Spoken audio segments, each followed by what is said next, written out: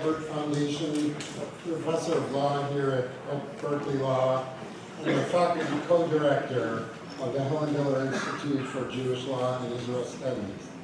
Before we introduce Professor Ilan Troen, I want to welcome Professor Ilan Katz, Associate Professor of History and Jewish Studies and the Faculty Director of Berkeley Center for Jewish Studies and a member of the Faculty Board of the Helen Diller Institute.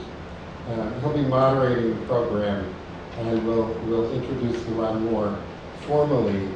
There's a lot of stuff on this biography that I was given about Ethan, but I just want to go off script and say in this context that Ethan Katz is a hero. He's a real hero. And in two ways I mean that. First of all, there has been and is no greater advocate for Jewish and Israel studies on the Berkeley campus than he, one. And two, there is no one who is more tirelessly promoting dialogue on campus between people who come from different perspectives and different viewpoints. At a time when so many are rejecting dialogue, he is insisting that we put ourselves out there again and putting himself out there again to make that happen. And truthfully, there's nothing more important than that work.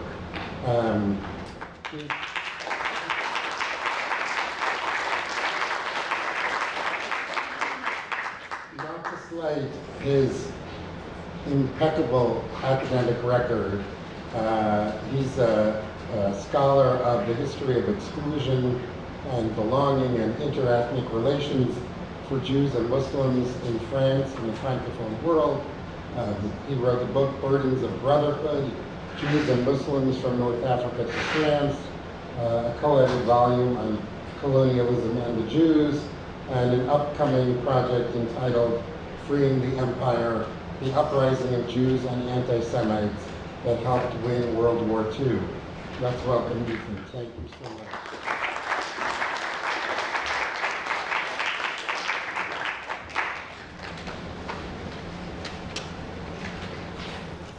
Thank you so much, Ken. That's really deeply touching words. Truly honored. And it's an honor to work with you and with the faculty and staff of the Helen Diller Institute. The remarkable partnership that we have between the Center for Jewish Studies and the Helen Diller Institute immeasurably enhances the capacity of this campus to both meet the moment that is such a hard moment and to continue to program in Jewish and Israel studies on a whole range of areas and to see that programming continue to grow and flourish. So I feel really fortunate to work with all of you and honored to be asked to introduce tonight's speaker. Someone who actually does need no introduction, but usually when you say that, it means you're about to give a very long introduction. So I'll try not to go on for too long because you're really here for the main attraction, Ilan Troen. Ilan Troen is the founding director of the Schusterman Center for Israel Studies at Brandeis University, and he's the chair of the publications committee there. He is emeritus in 2 different positions, which is rather unusual. He's Stoll Family Chair in Israel Studies at Brandeis and the Lopen Chair of Modern History at Ben-Gurion University. He is also the former president of the Association for Israel Studies.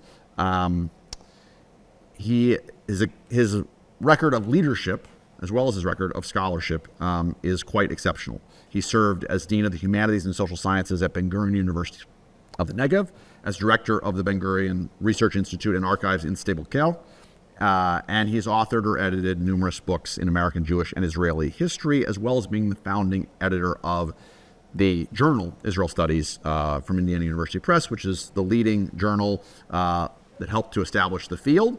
And he's the co-editor of the Schusterman series in Israel Studies, which was later superseded by the Indiana University Press series of perspectives on Israel Studies.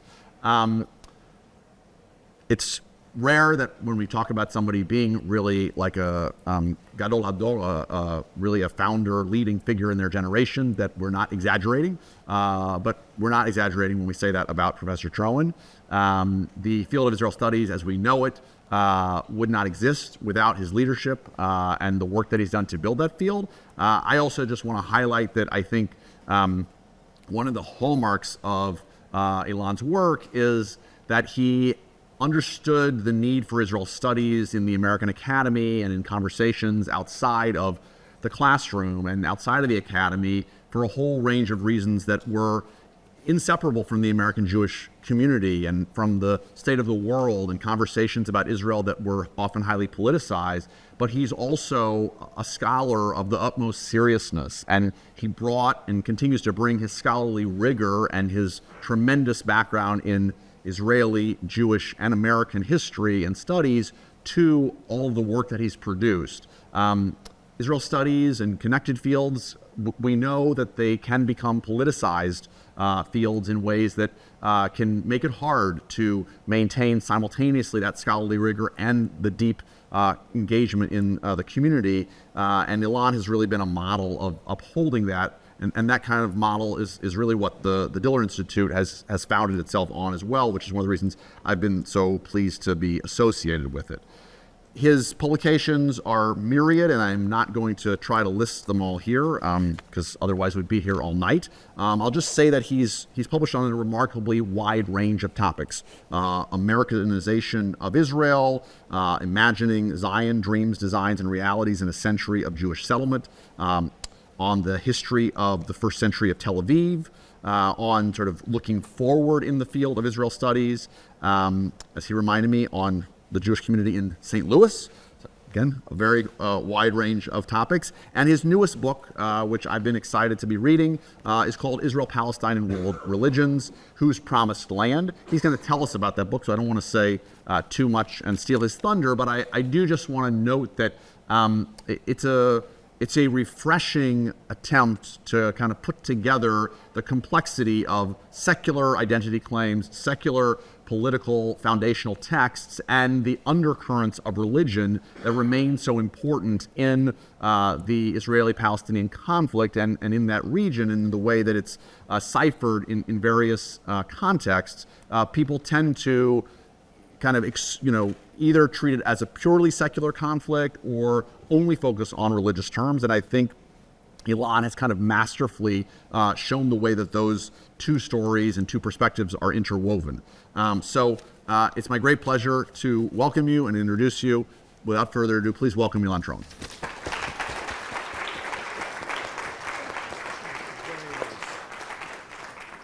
Thank you for having me here. I've been here once before for the conference, International Conference in Israel Studies that the Diller Center created some years ago. And it's really thrilling to be back here. It's good to see you when you're not on television. And it's good to see you, Rebecca, when we're not corresponding. And for Ken Bamberger, it's a special gratification because he goes to the same shul as my son in Jerusalem. And when I saw him on Yom Kippur, he said, well, he had to go back to Berkeley. And now I find out that that's the truth. He does spend time at Berkeley. So it's good to see you here and to be welcomed by you here. Let me tell you what this, I'm here to tell you about my book and the problem that comes in the book. And it's, somebody said, but we know whose promised land it is. Well, actually, we don't. The issue of whose promised land is a contentious issue, has been for centuries, actually millennia. And there is a resolution, in part, not complete resolution, which we find today. Let me, in effect, tell you about why the book had to be written and why this version of it is before you, those of you who have it or will read it.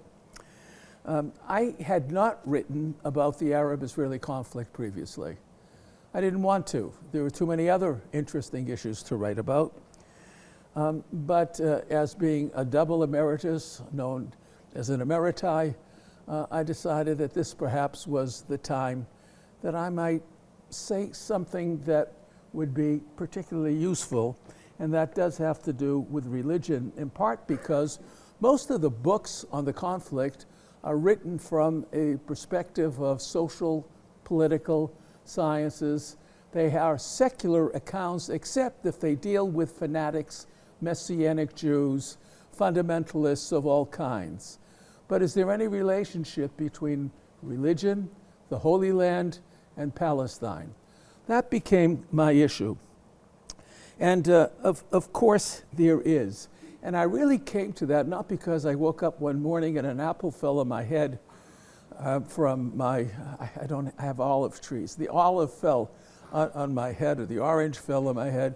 It happened because of teaching in America.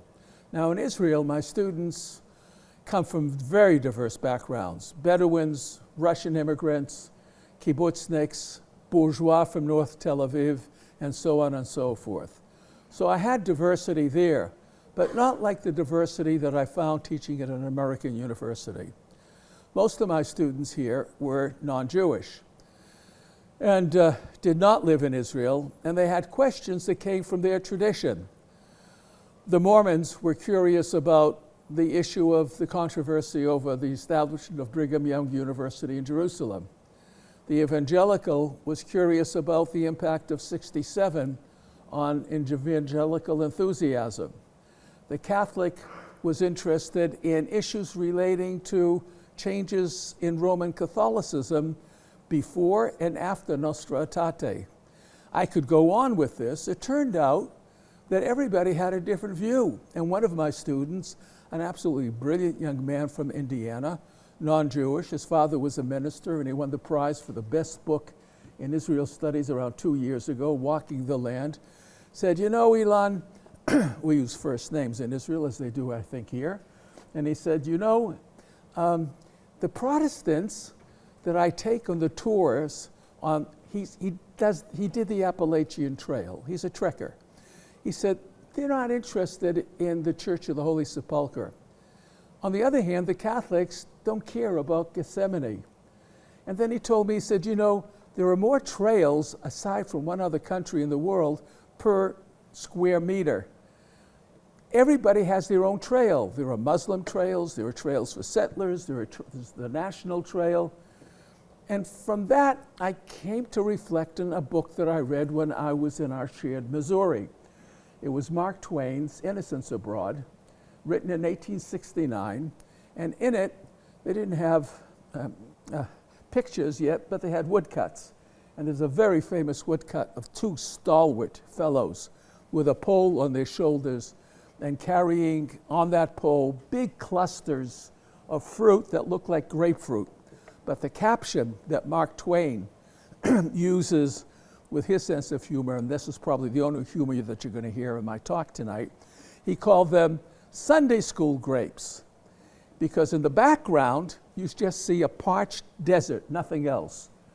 And then he explains why he called them Sunday school grapes. He said, "Because that's the way I learned about and imagined the Holy Land in Sunday school in Hannibal, Missouri." That's when the lights went on. It turns out all of us have a Hannibal, Missouri. All of us tend to view that territory between the river and the sea, a new expression, you can write it down and attribute it to me, between the river and the sea through a cultural filter. It's not neutral territory. It hasn't been so for millennia. It is one of the reasons why there's such interest. It's not just in the political, regional, or local conflict. It has to do with what we imagine that place to be and imagine what that place ought to be. So that gave me a sense of what an approach to the book. Now, the issue really becomes important at the end of 1917, because it turns out that the theological statements of the great monotheistic traditions had been set for centuries. There was a Christian view, a Jewish view, a Muslim view. And in fact, it was Muslim territory for 13 centuries aside from occasional Christian control during the Crusades. No wonder the Muslims were upset when the greatest empire the world has ever seen, one in which the sun never set, decided through the Balfour Declaration that it would be given for the Jewish national homeland. Wow, that is a revolution, and an upsetting revolution. But having said that, when Muslims, Christians, and Jews come to explain, either to defend or to oppose that decision, where do they do so? They do so at the League of Nations, at the United Nations, in the public square, in the academy. In short, they do so not in the church, not in the mosque, not in the synagogue alone. The conversation with the brethren is the conversation with the brethren. But the conversation in the public square has to be carried on in the way in which modern people have discourse, and that is a secular conversation. So the question then becomes, is there a relationship between theological formulations and secular discourse? And I would suggest to you that there is, sometimes arcane, sometimes complementary, sometimes direct, and I needed to explore it. I needed to explore it for very personal reasons as well. The book was done before October 7th. On October 7th, I lost my daughter and son-in-law, who lived on a kibbutz on the Gaza envelope.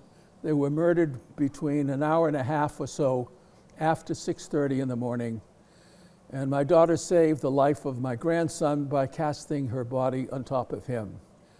For some, it's a well-known story, but this tragedy of October 7th told me that I had to pull the book from the publisher, because I needed to explain a bit more how one has a left progressive group professing to universal values of justice and human rights could be in support of a fanatical, and I'll use the word genocidal, not messianic, but religious group.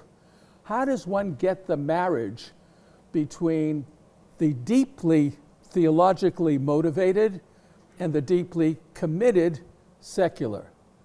But that becomes, if you really probe the kind of discourse that we have and the history of the argumentation over the conflict, it's but one of the many instances where there are complementary, sometimes contradictory, but more often than not complementary views that can be expressed both in theological and in secular terms. So with that long explanation, I'll begin, except to say one last thing, because it's personal. I don't know if I'll ever see any of you again. What was particularly galling was that the people who lived on the envelope tended to be peaceniks, tended to be liberals. My daughter and son-in-law founded, together with Arab friends, a bilingual, bicultural, multilingual school called not Sarah, but Hagar, as a way of being forthcoming to Abraham's first wife, the mother of Ishmael. They, like so many of the other people, believed in accommodation. And it was they, like so many of those people, actually took the brunt of the ferocity of what took place on October 7th. So the book was dedicated to them. I needed to pull the book to say that and to plumb the problem of this peculiar kind of complexity. I can finally get to what I prepared, and here we go. All right, I've already said it. Theology is dormant. Balfour set the stage, and the question becomes different discourses can and should be. Here we go. Whoops. There we go. Let me go on. How does this happen? It so happens the United States was one of the leaders or perhaps the leader, in formulating a discourse that was non-theological. Since time immemorial, the way in which land was claimed was by claiming that God assigned it to a particular group. Monarchs ruled because they had divine right. The notion of democracy or people or some kind of a different epistemology is relatively new. It's Enlightenment and post-Enlightenment. Well, this same kind of discourse of the search for alternative truths, alternative ways of knowing, affected how land would be claimed. And and I'm in a law school, so I say the rest with great trepidation. However, I will be taking a plane out of San Francisco on Saturday night. And so I can say the great articulator was, of course, John Marshall, and it's the Cherokee Nation cases. And before then, the first person was really John Locke, and we'll come to him in a moment. So what are the categories by which Americans claimed that land could be taken? Conquest? Absolutely. Did you know that had Henry Cabot Lodge not scuttled the American participation in the League of Nations, America would have had a mandate. It would have been Armenia. How lucky we and the Armenians would have been. But by the time the United Nations is created, wars of aggression are no longer justify claiming territory. It's, of course, a truth not written in Chinese or in Russian. Treaties that derive from conquest, obviously, if the Indians in upstate New York are not yet a nation, you make them into a nation so that you can have a treaty with them and take their land. You can discovery and rediscovery, who gets to the bottom of the sea, who gets to Mars, who gets to the North and the South Pole. Interestingly and terribly important is labor. That's how the American West was just taking it and settling it by Jefferson, Manifest Destiny, the Homestead Act. Then it comes from the notion articulated by Locke, the nut gatherers have rights, the shepherds have more rights because they invest more labor, but the farmers, by the sweat of their brow, do the work. They have more rights than everybody else. And of course, those of you who are Zionists, like myself, no kibush avodah, the conquest of labor is equivalent to American equivalents. Purchase, you can buy Gadsden, the Gadsden Purchase, Alaska, Manhattan, Louisiana. If you have money, you can buy land. But what's really interesting and most contentious are categories that extend well beyond Chief Justice Marshall. And the categories invented, and I don't know by whom, it's very widespread. It begins in Europe, but it spreads very quickly beyond Europe. And it's the use of history rather than theology as a way of justifying land. And that includes ideas like indigeneity, colonialism, anti-colonialism, the whole concept of self-determination and self-determination of peoples. These are new modern ideas. And what one finds in the contest between Jews and Arabs, Christians and Muslims, are these categories as being salient. Thus, colonial settler, as I'm going to point out to you, is a secular use or equivalent to supersessionism or replacement theology. And one finds those kinds of interesting tangles throughout the discourse, and I'll explain that later. Where does one begin? To show that I went to Hebrew school, actually beyond Hebrew school. Rashi, the great medieval French commentator, I knew that something of your work, Ethan, wrote the famous commentary, explained why the Bible begins, in the beginning God created the heavens and the earth.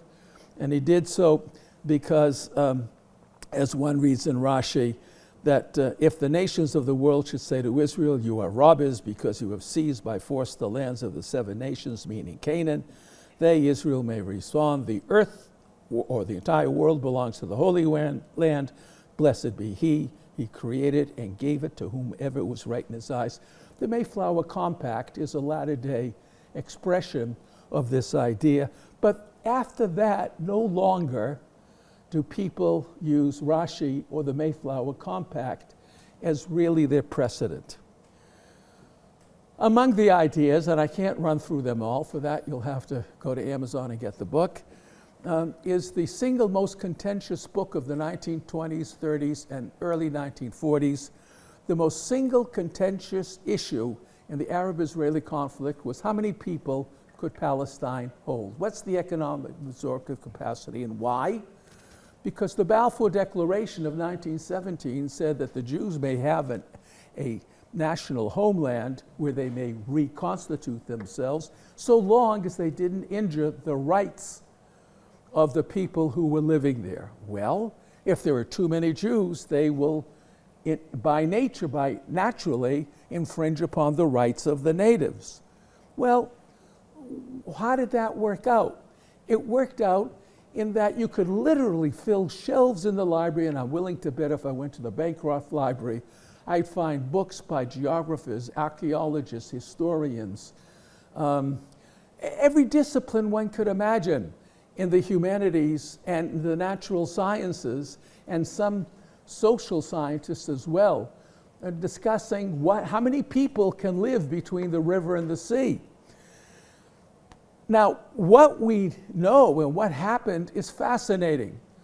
What happened was that science, allegedly science, was helpful in creating or shaping the argument, but the choice of which science one favored was filtered through one's preference for culture. Thus, Arab supporters would say, well, it's climate. And the Zionist says, oh, it's not climate. That if you have the right technology and you know how to organize yourself, you can have more people there. Well, the actual historical fact is there were 700,000 people in 1917 from the river to the sea. There are 14 plus million today. In a century, Palestine grew by more than 100 times. Phenomenal growth. I'm not going to run through all of this. I don't think I can do so. I don't have an arrow. But what's fascinating is far more people in the time of Jesus, far more people in the Byzantine period than there were until recently. For many centuries, particularly after the Crusades, there were under 200,000 people from the river to the sea. In the year 1800, there were only 275,000 people in that area that now has 14 plus million. It grows markedly in the 19th century because Europeans come in significant numbers. It's the period when Muslims come. The Circassians are transferred by the Ottomans from Central Asia because of the conflict with Russia, and settled in Palestine and in other places. Albanians move, Bedouins move from Egypt. But there's the place, if you've ever visited Jerusalem, called the Russian Compound. There's the Lutheran Church in Jerusalem. There are all kinds of Greek Orthodox churches. Europeans come. My favorite example is John Steinbeck's forebearers lived in a religious commune in what is today Tel Aviv in 1870 until they were murdered by local Bedouin. So there is a movement of people, not only Jews, who are coming to Palestine, and as the Turks lost power through something called the capitulations, where they surrendered power to the foreign councils who begin to develop their own courts, own institutions, that the country began to change markedly. But still, the country is still relatively underpopulated. I noted that the majorities are fluid. At one, the ancient world, the majority of people were Jews, then Christians, and Muslims since around the 8th century for sure.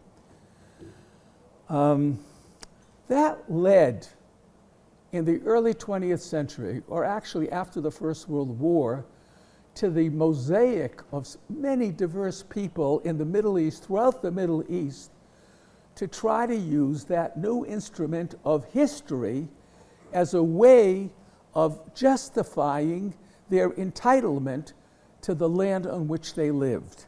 And here are the examples. Lebanon's Maronites claimed in the 1920s they are descendants of the Phoenicians.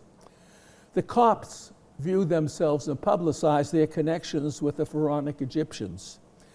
The Turks, if you've ever been to Ankara, I can't go there anymore, but if you go to Ankara, the National Museum, and the first major rooms, very large rooms, are full of Hittite archaeology, because pre-Islamic Turks are Hittites. Those are the people who sold the caves to Abraham and who are represented so pervasively in the Bible. It accelerated after Nasser lost the '67 war and Pan-Arabism lost its favor. Hashemites became Nabateans. It should have been Hashemite Arabia, but they lost the battle against the Saudis. So it's Saudi Arabia. And the Hashemites came to be rulers over new lands, and they, if you look at the coins, dollars, dinars, after 1967, King Hussein has one hand over Petra, a Nabatean city, and the other hand over Al-Aqsa, a holy site, because the traditional function of the Hashemites was protectors of holy sites. Palestinians become Jebusites. And Christians claim that they are the living stones continuously since the time of Jesus, and they quote 1 Peter 2:5. All right. By the way, the only these are not documentary claims. There aren't papyrus, there aren't papers, there aren't stones. There are claims based upon imagination and texts, and the evidence given for that by Naim Atik, the formulator of Palestinian liberation theology, is because Atik in Arabic means ancient, but it also means ancient in Hebrew. Mitri Rahib, a Lutheran member of Palestinian liberation movement, has it right in the head and says unabashedly, what is he engaged in?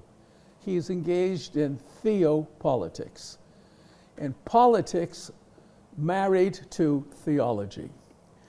And indeed, one can find this kind of self-conscious, explicit formulation in many places in the literature. You have a theological perspective, you find the facts or create the narrative to support it. It's not merely a Christian, it's not merely a Jewish, it is ubiquitous. And what I didn't do was do the Zionist claim. Read the Israel's Declaration of Independence. It too makes a claim about their being there and how long they've been there and what they have done there and the continuity and so on. The Palestinian Arabs as well. Read their documents. Read the PLO covenant. Read the more recent documents in 2007, a whole slew of documents entitled The Future Vision of the Palestinian Arabs in Israel. You can see we are the Palestinian Arabs in Israel, the indigenous peoples plural, the residents of the states of Israel, and an integral part of the Palestinian people in the Arab and Muslim and human nations. Being indigenous, having that continuity entitles one to land and statehood. I could go on, I won't. I want to go more directly to theological claims. And what one finds is there is no such thing as the Jewish claim, the Christian claim, or the Muslim claim. There are multiple claims in all traditions, and those claims tend to multiply in the course of the last century. Now, in terms of Judaism, the boundaries, the place is certain, although its boundaries can be contested. Does it go to the Litani River? Does it go to the Euphrates? Does it go to El Arish? Where exactly is it? But that's a minor argument. The real issue is, when does it happen and by whom? And let me tell you I can do it very succinctly by telling you a very quick anecdote. I was present at a debate at Van Leer in Jerusalem next to the president's house, where the leader of the settlement movement, Hanan Porat, got up to explain his view, and his co-presenter was Avi Ravitsky, the legendary chairman of Jewish thought at the Hebrew University. And Hanan got up and said, you know, I believe that the Messiah is going to come and that this country is going to be governed by halakha, by Jewish law. And Avi got up and he said, you know, Hanan, you both of us were students and studied the same texts at the yeshiva of Rabbi Cook, the central yeshiva, the place that really created many of the people who went into the settlement movement. But for all our agreement that the Messiah is going to come and that halakha will be the rules by which this country is governed, there's one difference between you and me. You know when that's going to happen and by whom. I don't. So Hanan became the settler and Avi became a member of Knesset representing labor in a short-lived movement called Meimad. My point here is, without going into Reform, Orthodox, ultra-Orthodox, this movement and that movement, people can read the same texts but interpret them in multiple ways. All right, Christianity, more interesting. Does God still speak to the Jews? Did the coming of Jesus abrogate those covenants? Or do they remain in force? Do the Jews still have a role in history? And if so, what is it? Do they still have a connection to the promised land, and what may it be? Whatever you decide on any of those questions will determine what your politics is, or possibly determine what your politics is regarding the Arab-Israeli conflict. Give you an example. The Catholic view was terribly important to Zionism because of the importance of Catholicism in Europe. And even as Herzl went to the rulers of Germany and Great Britain and wherever he could find one, he went to the Vatican, and you can read yourselves. You don't need me to read it, do you? No. You can read yourselves the answer that the Pope gave him. If you people essentially killed Christ, you bear that sin, you can't possibly now claim the Holy Land. And if you dare do so, he went on to say, I'm going to send an army of priests and we're going to convert you all to Catholicism. And in fact, the Roman Catholic Church was adamantly against Zionism until, and I can give you the date, formally, October 1947. That is not to say there weren't individual Catholics who did not support Zionism, who were offended by what was taking place in Europe, who were actors and important actors in saving Jews and in seeing in Zionism as an important event. But the Vatican wanted partition. By the way, partition was not for two states. The Arab state, the Jewish state. What was the third division? The international condominium around Jerusalem, which really meant that the United Nations would be the protector of Christian interests around Jerusalem and Bethlehem. So like Gaul and anything Hegelian, Palestine would be divided into three parts. What happens in the year 2000? Pope Francis goes to Yad Vashem, says a prayer of contrition and hope and appeasement to the Jewish people at the flame of the victims of the Holocaust. And by the 1990s, the Vatican has relations with the Jewish state, in part because there's a theological change in the Roman Catholic Church through Nostra Aetate in 1965.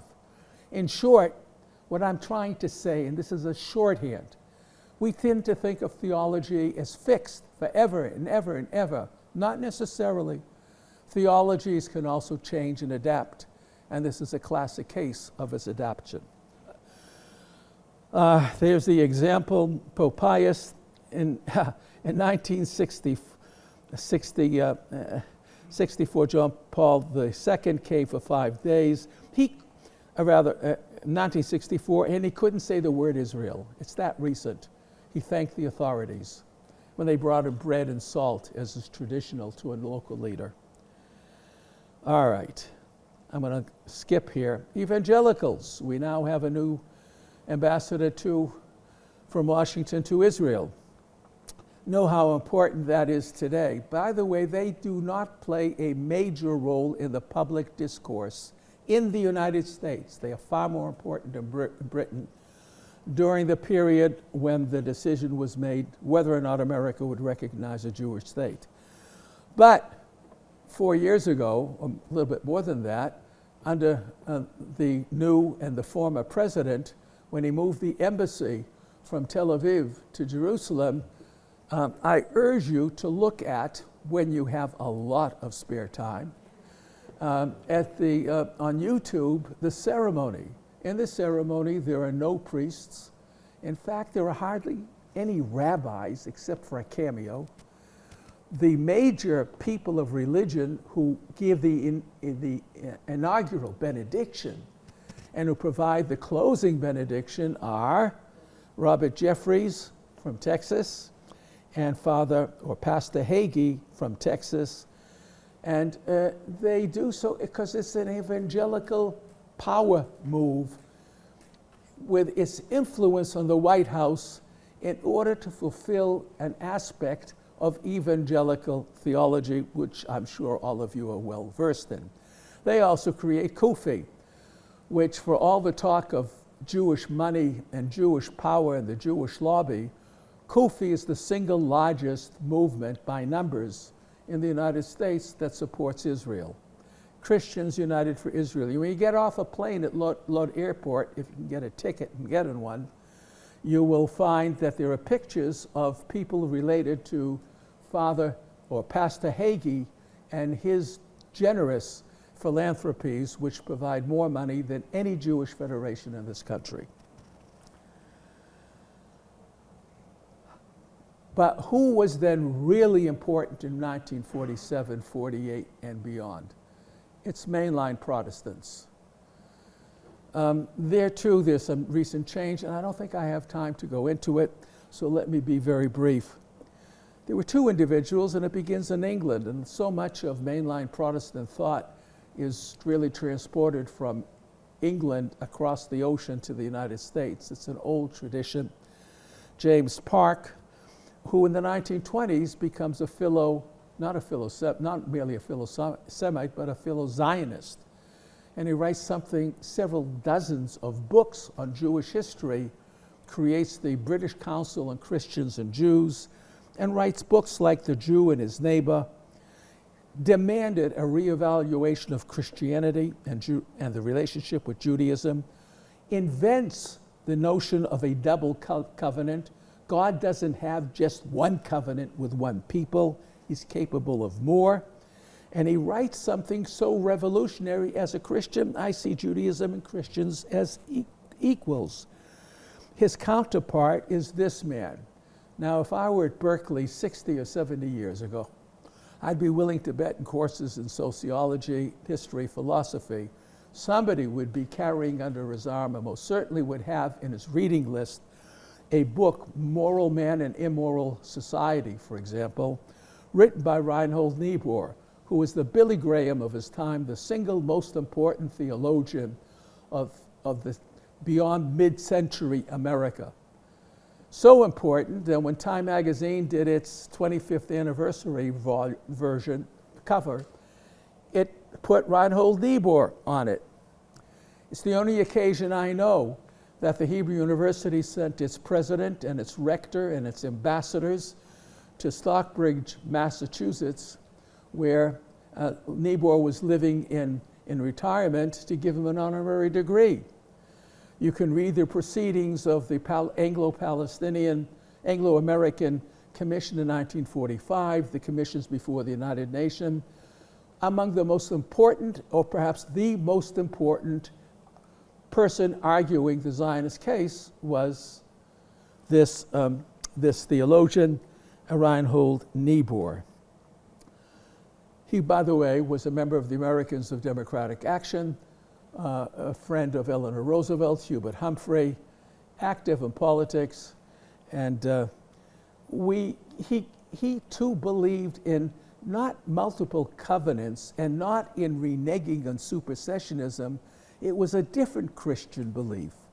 It was the belief of original sin, and that Christians had been sinning against the Jews by their behavior against them. And this required Jews to have a state of their own. He did not give Israel a carte blanche. He was sensitive to the Arab refugee problem, but he gave primacy as a pragmatist to the needs of Jews to have a state. That was the voice of Presbyterianism, Methodism. It's what you found in the mainline churches, no longer. What about Harry Truman? We don't know, or I don't know. I can tell you that there's a half a shelf of books arguing, well, his partner was Eddie Jacobson, a haberdasher in Kansas City. Oh, it's the Jewish lobby around Central Park. But the Secretary of State, George Marshall, the Pentagon, they all said, got to renege on support for a Jewish state. We'll have some other kind of form of political arrangement there. But Harry Truman said, no, I'm going to recognize immediately a Jewish state. And retrospectively, is all I can tell you, is that he filters his view on the Arab-Israeli conflict through his deeply devoted aspect of being a good Southern Baptist. And retrospectively, he imagined himself as Cyrus, the legendary historic figure who called an end to the exile and the return of Jews. Islam. I'm often accused of being too soft in Islam, because isn't Islam all Hamas? Didn't they murder my children? Didn't they murder those communities? Aren't they threatening us with hundreds of rockets still? Did they not build those tunnels? Is it not this wheel of axis of evil from Iran to Hezbollah to Hamas? Isn't that what it's all about? I would tell you that's not true. Even as Judaism has also multiple strands, even as Christianity has multiple strands, so does Islam. Islam is developing them. Now, the traditional interpretation is there are abodes. The word is divided into the abode of Islam, the abode of war. But let me get to the interesting part. If that's true, how do you explain that Sadat went to Jerusalem in 1977 and said no more war? That's a theological impossibility. And he did that because he had a religious permission to do so, given by no less, if not the Vatican, but the Vatican of the Islamic world, by the Imam of Al-Aqsa University in Cairo. And if you read that, and I will not read it to you, essentially says that Islam is not a religion only of war, it's a religion of peace, and if those who come to us in peace, we extend their hands in peace, we must respond that way. There is more to this. It's a long fatwa, is what it's called. It's a long fatwa explaining all the theological, not the practical, the political, the realpolitik, all the theological reasons why this major Muslim country should recognize the sovereignty and independence of a Jewish state, including in the city of Jerusalem. The opposing that, you all know, the Hamas Charter, which if you haven't read, it's blood-curdling rhetoric, obliterate Israel, fight Jews, kill them, have jihad. Hudna, which is an armistice, is but temporary. Peace with a Jewish state is not a theological possibility. Can one move away from that? Can there be movement even among those Muslims? The record is possibly. Look at this. There are peace agreements even at the present time. Even whatever the International Court of Justice says, there are still peace agreements between Israel and its Arab Muslim neighbors. By the way, all the votes against a partition and the creation of a Jewish state came from Cuba, plus all the states were Muslim states, either defined as Muslim or with massive Muslim majorities. Abraham Accords of 2020, the relationship with Saudi Arabia. I had students from Saudi Arabia at Brandeis. There's a Department of Hebrew Studies at Saudi Arabia, not just to teach them how to be good intelligence officers, but because of curiosity about our culture. One of my sons spent a couple of years in Abu Dhabi under the authority of the Abu Dhabi government and the Israeli Ministry of Agriculture to ensure that there would be cucumbers and vegetables and all kinds of good things to eat from hothouses in the Emirates that were being built by Israel and Israeli countries. We had, until the recent Netanyahu government, a leader of the Islamic movement in Israel as a member of the cabinet. Change is possible. I'm going to skip all of this. This goes to the present. And let me go to a negative part, at least from my point of view. And then I'm going to stop because there should be time for you, as persuasive and as eloquent as I am. The current government has a declaration in its principles of government that says the Jewish people have an exclusive and indisputable right to all parts of the land of Israel. The government will promote and develop settlement in all parts of the land of Israel, the Galilee, the Negev, the Golan, and Judah and Samaria. To whose does the Holy Land belong to? Belongs to us, and exclusively. That's extraordinary. It's extraordinary because a century ago, the people who supported a Jewish state, those who were Zionists and presented the case to the world, Weizmann, Jabotinsky, Ben Gurion, they were all spoke secular language. They were not Smotrich, Ben Gvir. They did not speak theology.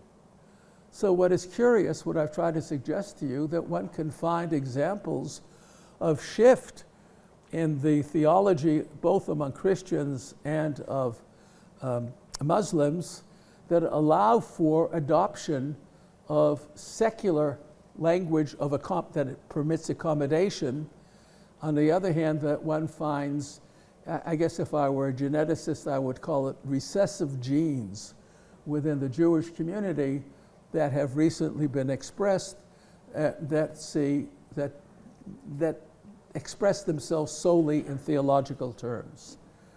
There's great fluidity that has taken place in the last century, and great fluidity may still be possible. I'm going to conclude with the last slide. What was the first debate the Zionists had? First debate. It was over. There were 4 principles of something called the Basel Program.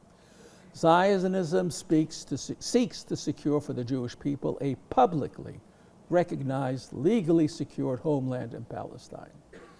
The debate was over the word publicly. In German, öffentlich, or openly. That is now translated as publicly. Why?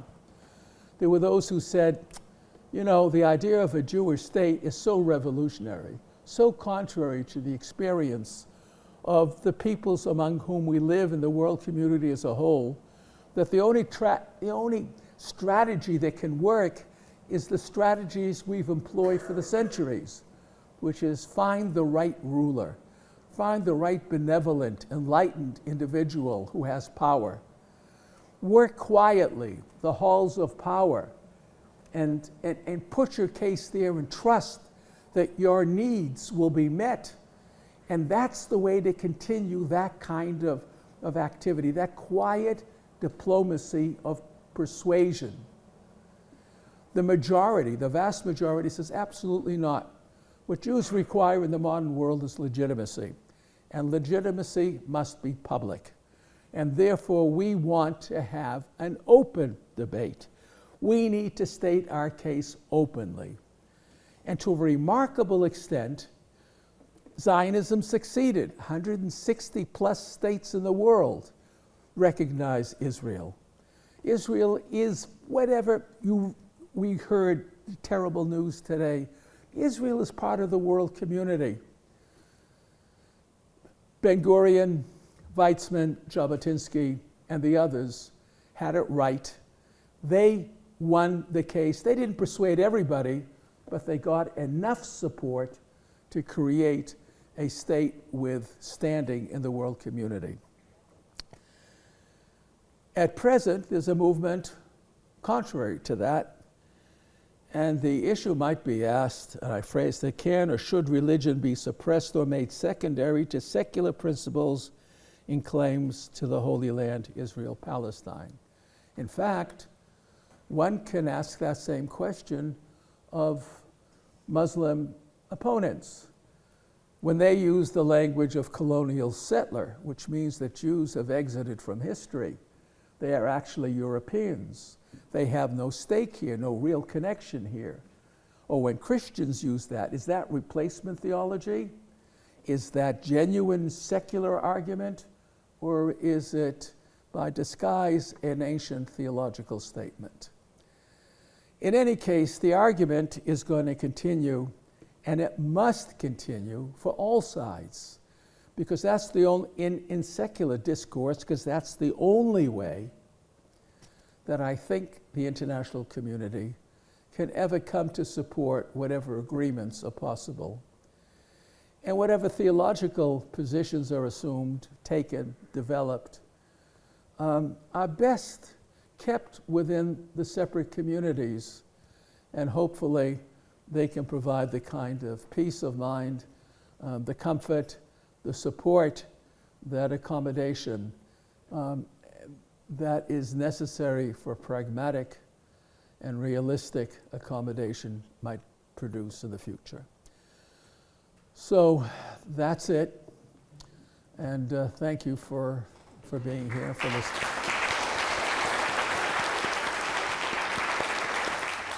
I'm going to take the privilege of the moderator and ask a first question, and then we'll go to the audience.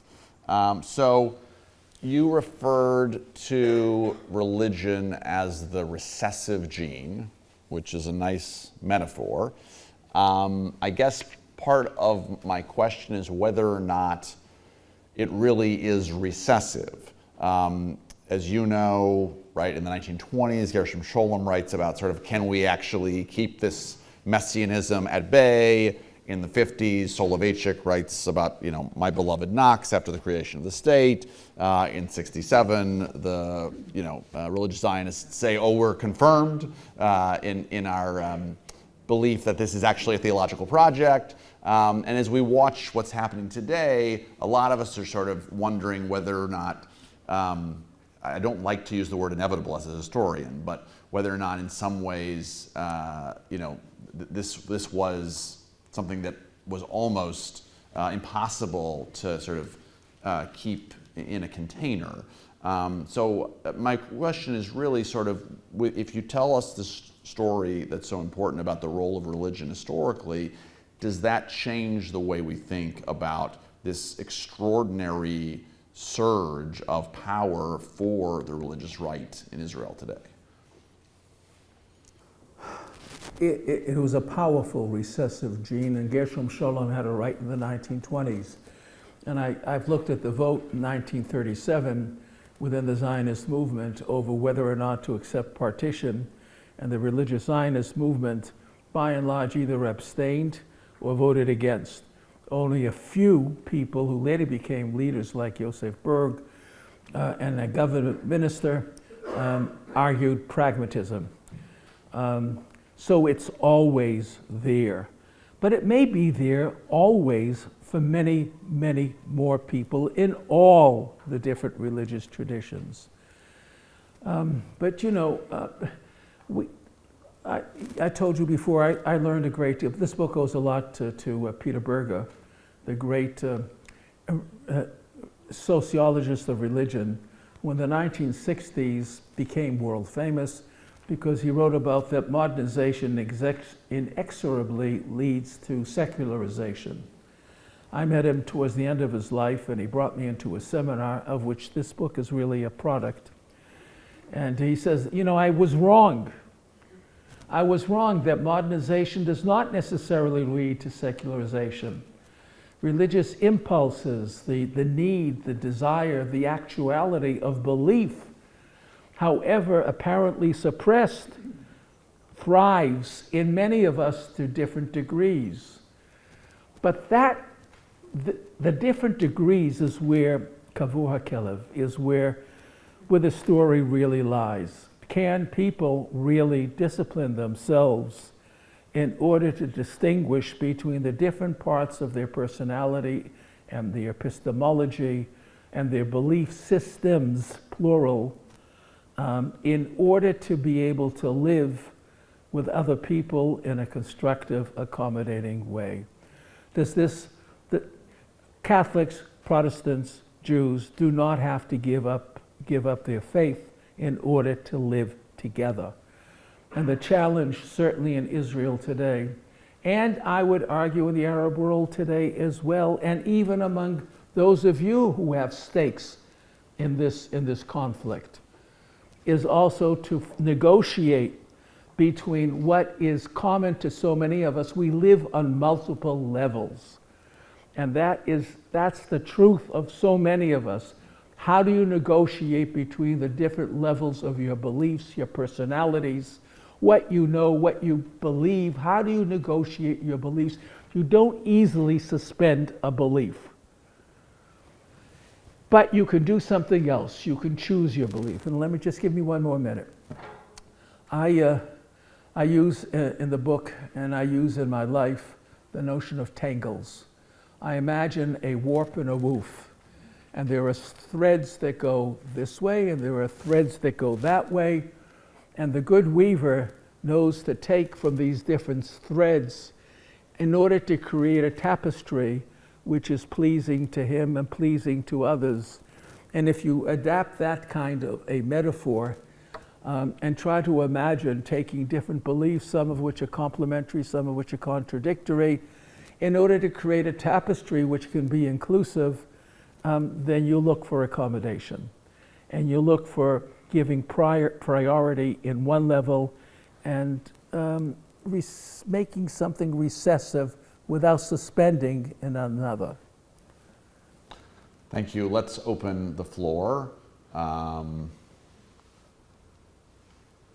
see someone here in the front row or near the front who I saw before.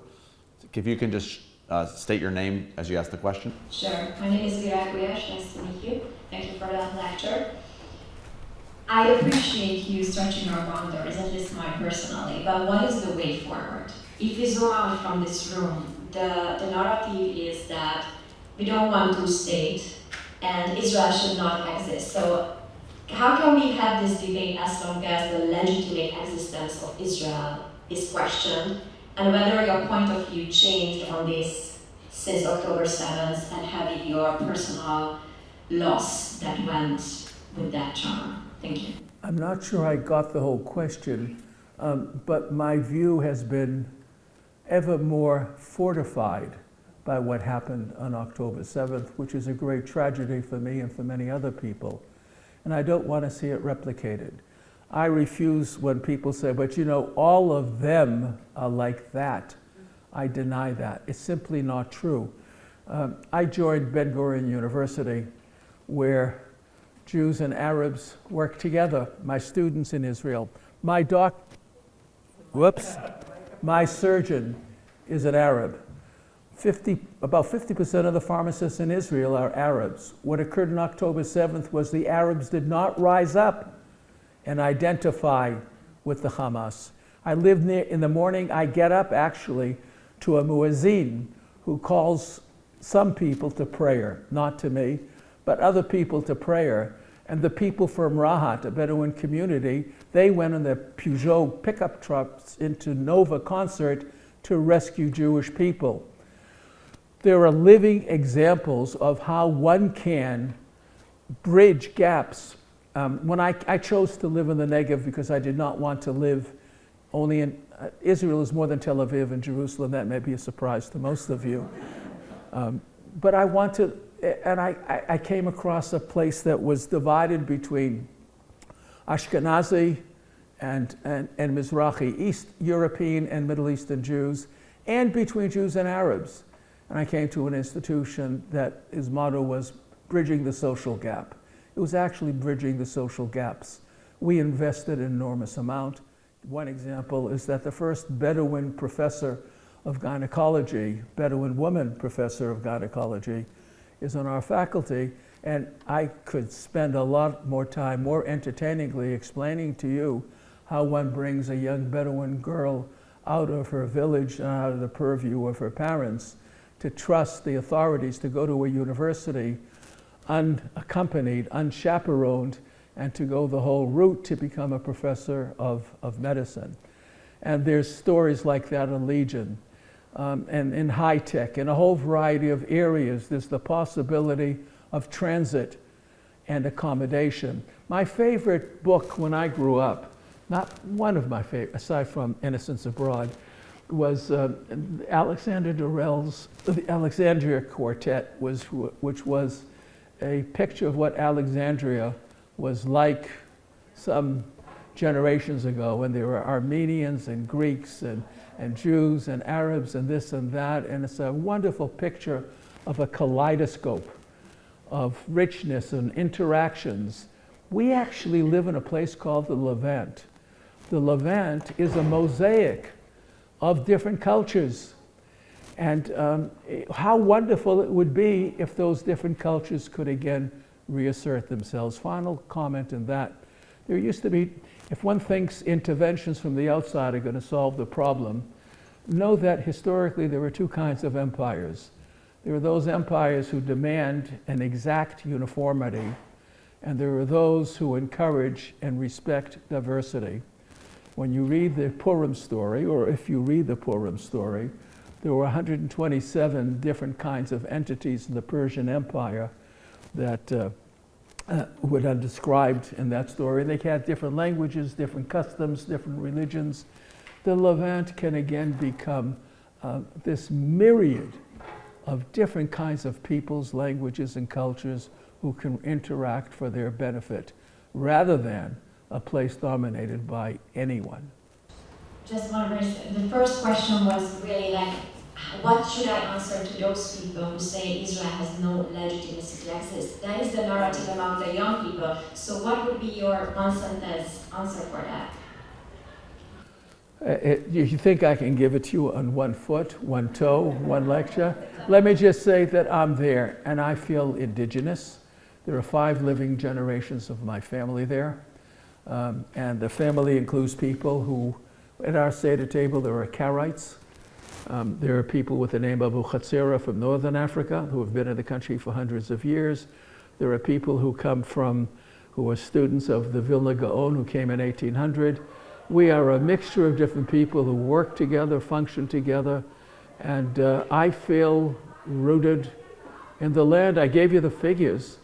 There used to be, 200,000 people in all that country?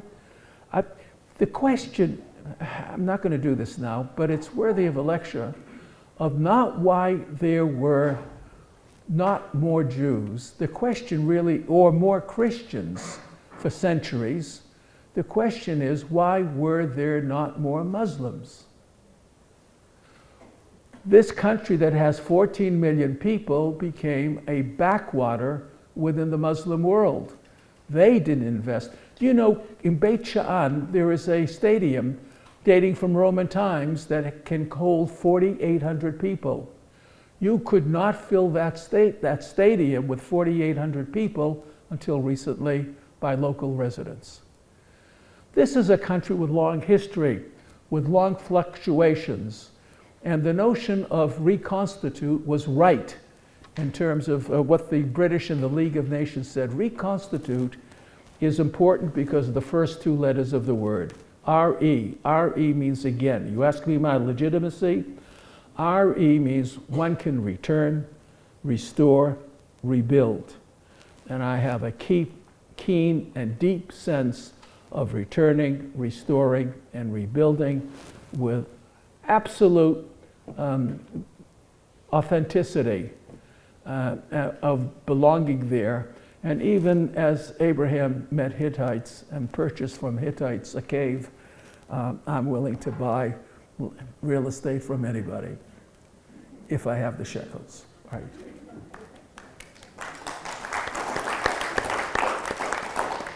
I want to encourage students to ask questions. I see a number of students from my History of Israel course You've been studying this for almost a whole semester, so you're well equipped to ask a good question.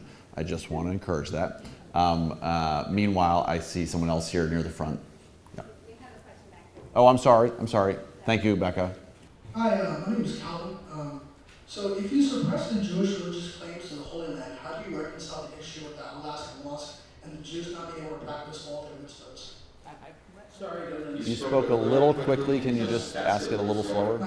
So if you suppress the Jewish religious claims to the Holy Land, how do you reconcile the issue with the Al-Aqsa Mosque and the Jews not being able to practice all their mitzvahs? First of all, I don't suppress, I just moderate and put in proper proportion. And I would object vehemently to Jews suppressing the ability of Muslims to go to the Al-Aqsa Mosque, even as I object to their suppressing or denying Jews the right to visit the Temple Mount.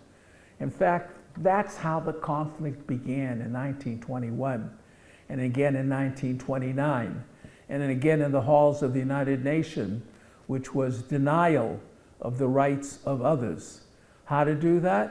Well, this whole notion of partition into three parts is one beginning way, but there's nothing like what my kids did, which was to create a multicultural, multilingual school where you learn the language and the culture of the other. And that can be done, and it ought to be done. You know, the fights have been begun by or justified by religious frenzy. And that's the great danger. So how to moderate it? I've just given a lecture trying to, first of all, understand the importance of religion, and secondly, to try to suggest that religion need not be expressed solely in extreme terms. I'm going to take another minute. One of the great events that I witnessed, I was sent by my Israeli university, by Ben-Gurion University to Cape Town, to give an honorary degree to Nelson Mandela. One of the great events, personal events in my life. And Mandela was kind and generous enough to provide me and the members of the delegation the opportunity to visit Robben Island. When you go to Robben Island and visit his cell, a very constricted place, and you knew because I read everything I possibly could about him before I knew I was going to meet him. You go out to the yard and you see that there were these brutal guards who each day engaged in a contest with him to see if they could dehumanize him, and they lost for nearly 2 decades. And what did this man do after 2 decades when he finally came back to the mainland? Now you should know that when you're in Robben Island, you see Cape Town and Table Mountain behind it, and it's one of the most glorious sights I've seen in the world, in my life. It's beautiful, the tip of Africa and all that lies beyond it. And wouldn't the natural instinct of someone who's endured that for such a long time be one of revenge? Instead, he drew upon the many strands of Christianity and the many strands within African culture, and he wove from them a tapestry that did not include a crusade, but rather turning the other cheek. He chose those strands of generosity. That happened with one individual. I think it can happen with more. Truth and reconciliation can be achieved, and I think that that's something that we work towards. It doesn't happen instantaneously, and it cannot be forced. It's a process of example, education, leadership. So I, by the way, have been at Al-Aqsa Mosque. Not recently, because that's too incendiary an act. And I hope that someday maybe I could go there, even as, again, other people may visit me in places that I consider sacred.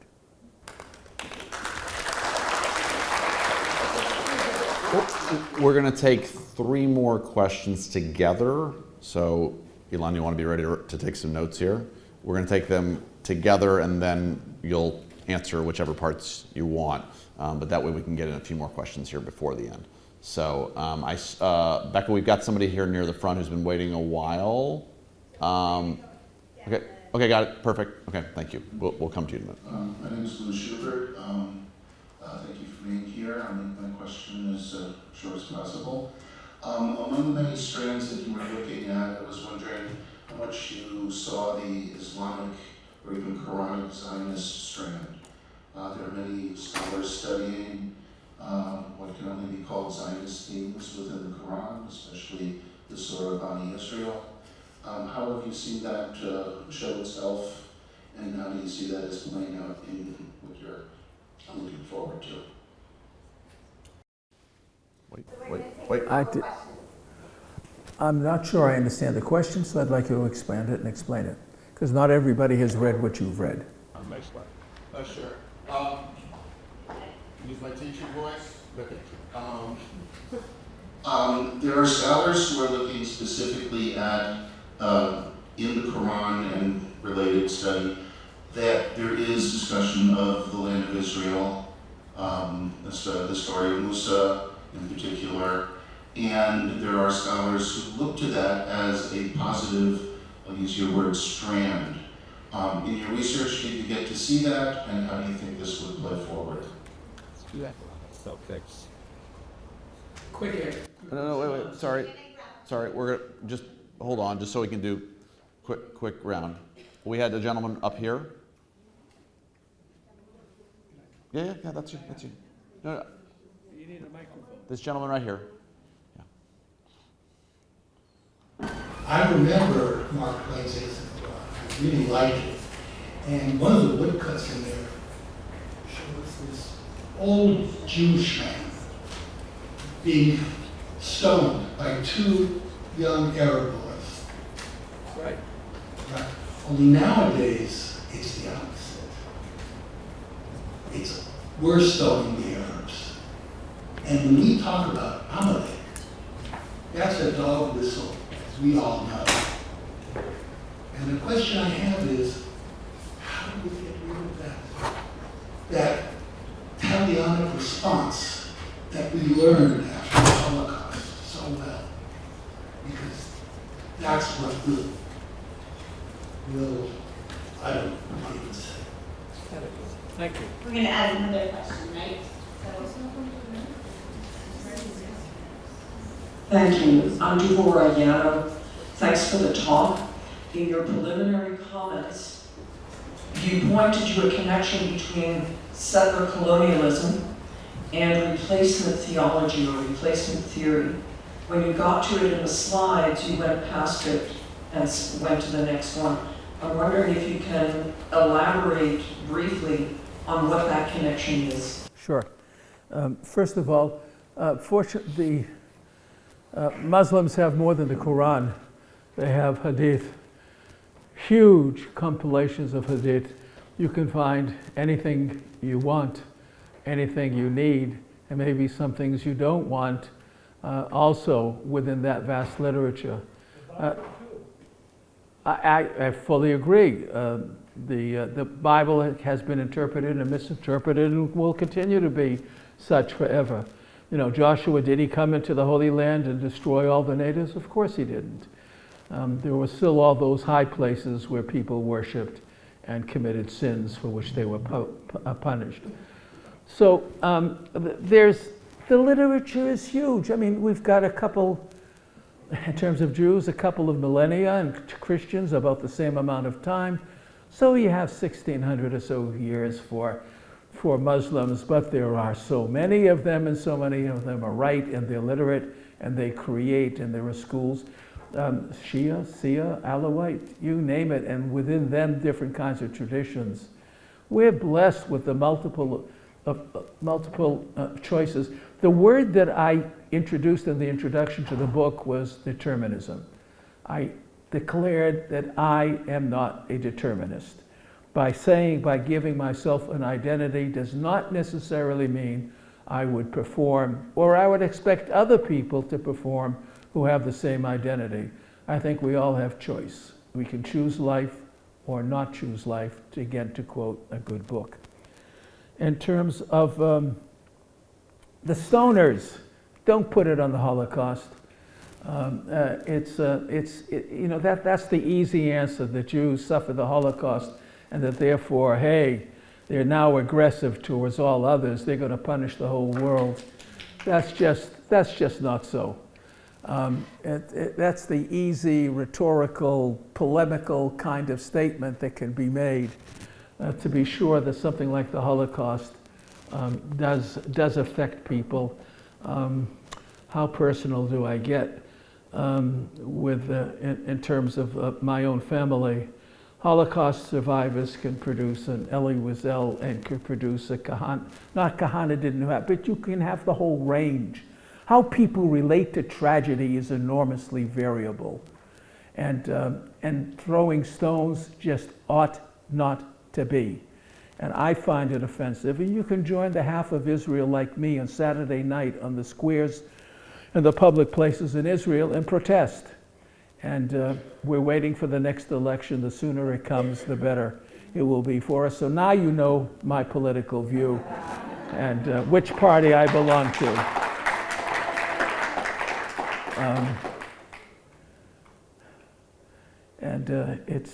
It's difficult. It's difficult. Who knows the suffering of other people? I can tell you that my grandchildren, in that story, the two girls, there were three grandchildren. The girls are 19 and 21. The young man whose life was saved was 16. He's now 17. I'll tell it this way. Just before I came to the States a few weeks ago, there was a commemoration. October was the month for commemorating what happened last year in Israel. And I went to the one as a member of the family of people who had children at Kibbutz Cholit, which is the kibbutz just above the Egyptian border on the Gaza envelope. And it was remarkable because each victim had a member of the family or a friend who was allotted a few minutes to speak about the individual who was murdered that day, many in gruesome detail, in many gruesome form, including Holocaust survivors, young people, and the whole range that you can imagine. And what was remarkable was the testimonies that were given. The testimonies were about the promise that these people had in their mind when they claimed to transform a piece of desert into a verdant utopia, and that's what they did. I can remember being in that area before some of you were born. And not all of you, but before some of you were born. And it was really mauve, it was brown. And then I saw clumps of small kibbutzim, urim, near Oz, you name it. And it is one of the most productive agricultural areas in that whole region. It is full of life, teeming with life and culture and art. And people who came with that intention of building these small Buberian communes, utopias. And all they spoke about was the light and hope that the victims had. There wasn't one word of anybody who spoke of anger and revenge. And that's what makes perhaps my grandchildren still speak about returning and rebuilding the home in which they came and the community from which they came. Now, I don't know, they may wind up in Berkeley. Who knows? Life takes us to all kinds of unanticipated places. But that language of revenge is just simply not there among them. Settler colonialism. Settler colonialism posits that Jews exited from history. Edward Said's great historian is Toynbee. They're fossils. Toynbee and Antonius, the father of Arab nationalism and the Arab awakening. Those are his two great reference points. Colonial settlerism says we don't belong, we're not authentic, we have no roots in the land. I tell you we do have roots. And we've had roots continuously, whether we were there or not. How do you explain black Ethiopians crossing the desert, willing to die in order to come back to where? to Palestine, to the Holy Land, to Jerusalem. Kids who go on birthright trips, who've never been to the country, who come from highly assimilated homes, who come by feeling what my political science friends rue as a negative feeling. They feel something primordial. So whether there or not there, the connections by ritual, by language, by memory, collective memory, so deeply ingrained by thousands of years, are real, and that's what's denied, that we are children of the Khazars. We're fictitious. Our beliefs, everybody else's beliefs are correct. Our beliefs are not. They're artificial, they're invented, and all the rest. I tell you that's not true. I tell you is that I feel genuine. I'm part of 5 living generations in the country. And wherever we came from, we know to where we have returned. We feel part of the land. We're committed to the land. The first thing that we did, it was interesting. I grew up in Boston. My neighbors up above, their name was Gibran. Khalil Gibran's family lived in the south end of Boston. And among our friends, because it was a mixed neighborhood, far more innocent than today, were the Rizks. Helen Rizk made a trip back to Jerusalem, back to Bethlehem and the Lebanon from which her family came before they moved to America. And Helen planted an olive tree in our yard. It's a big olive tree now. She understood what drew us to return to that piece of desert and to make it bloom.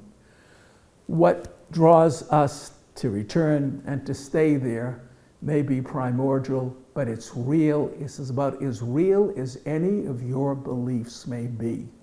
Are your beliefs really fictitious? Are they something that can be expressed only chemically? Or are they something that have a measure of genuineness in real human experience? So I tell you, I belong. I intend on being there. Nobody's leaving, running away. We decry. When I used to teach American history, I used to teach the warts in American history. I could have taught at Berkeley. I could have talked about Vietnam and slavery and progressivism. I can do the same thing about Israel, but I can still love the country in which I live and feel connected to it deeply. And I tell you is that millions of us Israelis who live there feel connected. We're not running away. We rue the stone throwers, and we vow to stop them, and we will stop them, and we will try to create a situation where we could live with amity and interchange and brotherhood with the people amongst whom we've chosen to live. The original visions you will not find in Herzl's Altneuland or in any of the early settlements that were ever planted during the first decades, a wall. Walls or security fences, whatever you want to call them, are a recent phenomenon. People did not leave the Mellah nor the ghetto in order to live in a new Mellah or ghetto in the Middle East, and the only way that's possible is by a sense of belonging and striking roots or restriking roots. Ilan, thank you so much. Thank you for sharing your research and your